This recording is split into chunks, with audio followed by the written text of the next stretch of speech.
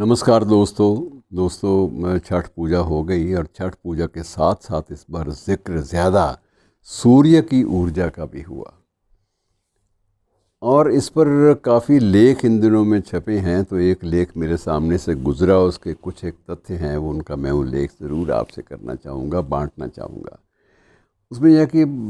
एक सूर्य के बारे में ये है कि हमारी दुनिया का खिलना, खुलना,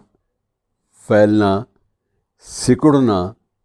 श्रिंक होना, ये सारी की सारी चीज़ें सूर्य से जुड़ी हुई हैं। यदि हम विस्तार लेते हैं, यदि हम खिलते हैं तो वो भी सूर्य हमें खिलने की शक्ति देता है। यदि हम सिकुड़ते हैं परिस्थितियों के अनुसार तो वो भी सूर्यास्त के बाद या सूर्य की जब भी जो ऊर्जा है हमारे से दूर जाती है उसके बाद हम सिकुड़ना शुरू कर देते हैं। तो ये सारी की सारी चीज़ें सूर्य से बंधी हुई हैं। लेकिन वो लेखक और विचारक जिसकी मैं बात कर रहा हूँ, पूनम जैन हैं, जिनकी ये वैचारिकता पर ये लेख आधारित रहा है, तो वो बीच में बहुत अच्छी बात कह जाती हैं कि एक सूरज हमारे भीतर भी है। हम बाहर के सूरज को तो अर्घ भी देते हैं, हम उसको नमन भी करते हैं, उसको प्रणाम भी करते हैं, लेकिन भीतर के सूरज को हमने कभी नमन नहीं किया और भीतर का सूरज जो है उसको कभी पहचाना भी नहीं, मान्यता भी कभी नहीं दी। जबकि भीतर का सूरज ज़्यादा बड़ा और ज़्यादा बलशाली है, क्योंकि वही भीतर वाला जो सूरज है वो सही मानों में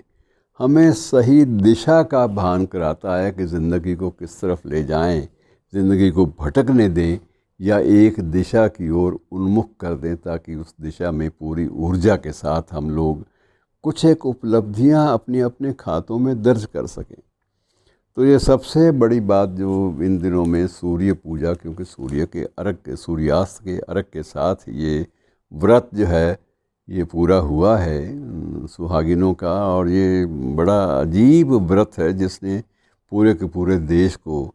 अपनी आभा से बड़ा रोमांचित रखा है। बड़ा कठिन व्रत माना जाता है कि 4 दिन औरतें सर्दियों की शुरुआत के दिनों में पानी में रहकर ही अर्घ देंगी और पानी में रहकर ही पूजा अर्चना करेंगी। ये बहुत बड़ी बात है और आस्था जो है वो चरम तक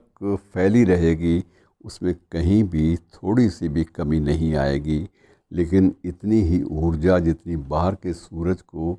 नमन करने में हमें खर्च करनी होती है, जितना अर्घ वहाँ देते हैं उतना अर्घ कभी भीतर के सूर्य को भी दे लिया होता तो जो वैचारिकता भीतर के सूरज ने हम में जागृत की है, जो दिशा बोध हमें दिया है, सोचने की शक्ति दी है और गलत और सही का निर्णय लेने की क्षमता दी है, जिस सूरज ने, भीतर के सूरज ने, उसको नमन नहीं किया तो बाकी सब औपचारिकता है। तो इसलिए भीतर के सूरज को नमन करना जो है वो बड़ा आवश्यक है। और सूरज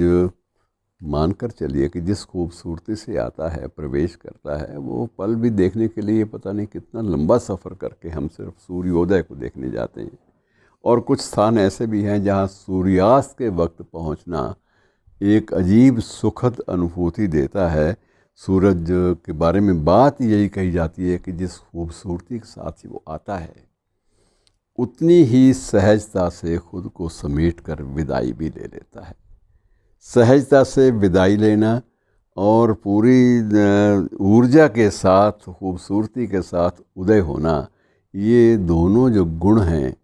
सहजता का और उदय होने का जो गुण है ऊर्जा का, ये दोनों गुण जिस देवता में हैं वो है सूर्य। और सूर्य को उसके 2 स्वरूप माने गए हैं, एक बाहर का और एक भीतर का।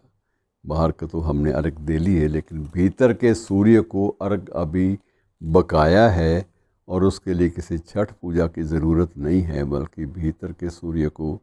पूरी तरह से उसकी पहचान करने के लिए, निशानदेही के लिए और उसे जागृत रखने के लिए, निरंतर जगाए रखने के लिए ज़रूरी है कि उसकी ऊर्जा पर और उसका जो गुणवत्ता है, उतार चढ़ाव है, उसको अपनी ज़िंदगी का मकसद बनाएं और उससे दिशा लें, दिशा बोध लें, तभी जाके बात बनती है, तभी जाके हमें सूर्य पूजा का पूरा जो है पुण्य वो मिलेगा। शुक्रिया।